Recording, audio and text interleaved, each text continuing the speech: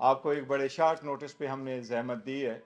بھائی سامنے دیکھیں. آج جس طرف ہم آپ کی سب کی توجہ مبذول کروانا چاہ رہے ہیں اور جس مقصد کے لیے آپ کو بلایا ہے، وہ گزشتہ 2 دن سے جس طریقے سے سیاسی رہنماؤں نے، جو خاندانی سیاسی رہنما جو اپنے پارٹی پہ قابض ہے، انہوں نے گزشتہ 2 دنوں میں خاص کر کل سے جس طریقے سے ہائی کورٹ پہ وہ حملہ آور ہوئے ہیں اور جس طریقے سے انہوں نے ہائی کورٹ کے ڈیسیجن کو کرٹیسائز کیا ہے، ہم اس کی شدید مذمت کرتے ہیں. ان کا روش یہی رہا ہے، جب بھی کوئی ڈیسیجن آ جائے تو بجائے اس کے کہ اس کو فیس کرے، قانونی راستہ اختیار کرے، پریس کانفرنس پہ پریس کانفرنس کرا کے ججز کو اور اداروں کو تنقید کا نشانہ بناتے ہیں. یہ سپریم کورٹ پہ بھی حملہ آور تھے، یہ ہائی کورٹ پہ بھی حملہ آور ہوئے ہیں، یہ الیکشن کمیشن کو یرغمال بنا کے بیٹھے ہوئے ہیں. الیکشن کمیشن اپنی آئینی ذمہ داری پوری کرتے ہوئے، میں توقع کرتا ہے الیکشن کمیشن خود بھی ایک سٹیٹمنٹ دیتا، لیکن الیکشن کمیشن سے کوئی ایسی سٹیٹمنٹ نہیں آئی.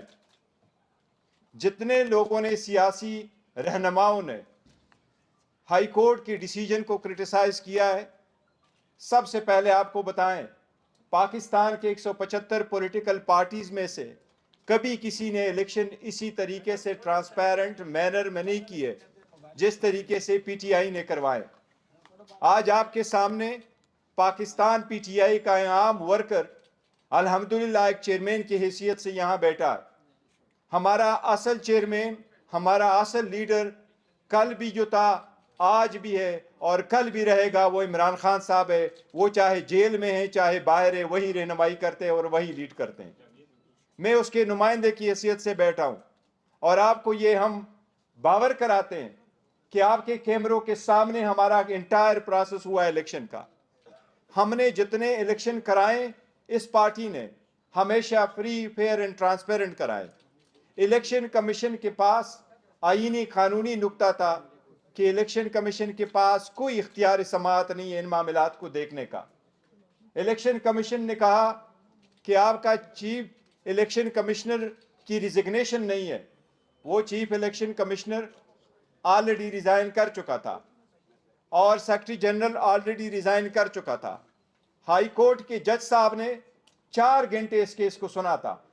اس 4 گھنٹے کے سنے میں جتنے بھی آپ کے کیمرے والے موجود ہیں، پشاور والوں سے پوچھے، ان کے پارٹیوں نے صرف اس جج صاحب کو تپڑ نہیں مارے، اتنے سخت الفاظ اس وقت کورٹ میں بھی استعمال کیے تھے.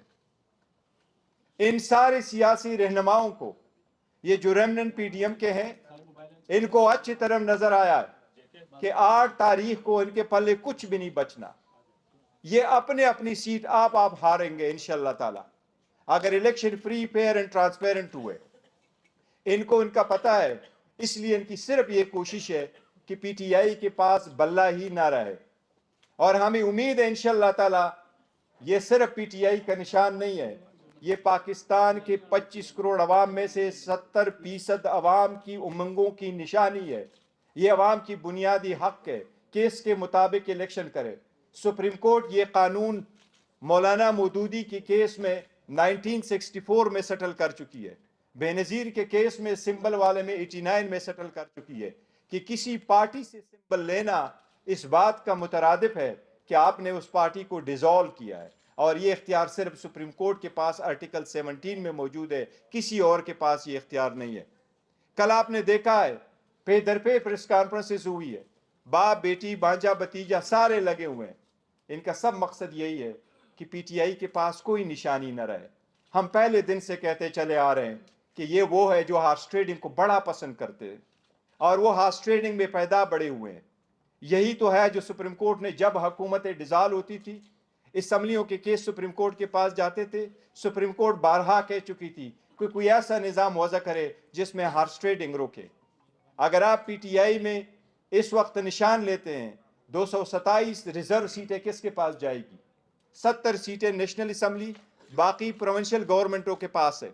اگر 227 سیٹیں آپ ریزرو ایک پارٹی سے لے لیتے ہیں تو ان کا کیا رد عمل ہوگا صدر کے الیکشن میں، سینٹ کے الیکشن میں، چیف منسٹر پرائم منسٹر کے الیکشنز میں، اسپیکر ڈپٹی اسپیکر کے الیکشن میں ان کا کیا رول ہوگا؟ اس وقت سب سے زیادہ نامنسٹ کینڈیڈیٹ جو فیلڈ کی ہے وہ پی ٹی آئی نے کی ہے. اگر آپ نشان واپس لے لیتے ہیں تو کیا یہ لوگ سارے انڈیپینڈنٹ الیکشن لڑیں گے؟ اگر آپ ان سے انڈیپینڈنٹ الیکشن کروائیں گے تو الیکشن کے بعد جو ہارس ٹریڈنگ ہوگی اس کا ذمہ دار کون ہوگا؟ یہ دا موسٹ کرٹیکل الیکشن اس ملک میں ہونے جا رہے ہیں. اگر یہ election free fair and transparent نہیں ہوئے تو یہ اکانومی تباہ ہو جائے گی، یہ ملک کا بدترین نقصان ہو جائے گا، یہ ڈیموکریسی ڈیریل ہو جائے گی، یہ ملک متحمل نہیں ہو سکتا. یہ جو قابض بیٹھے ہوئے ہیں پارٹیوں پہ، ان کو اس بات کا ادراک نہیں ہے. ان کی پارٹی بچے، ان کی پوزیشن بچے، یہ پارٹی بچے، ان کی پوزیشن بچے، وہ پوزیشن ہے جو اپنے بیٹوں اور بیٹیوں کے علاوہ کسی اور کو دیتے نہیں، یہ بچے، ملک کا کتنا نقصان ہو ان کا احساس نہیں ہے.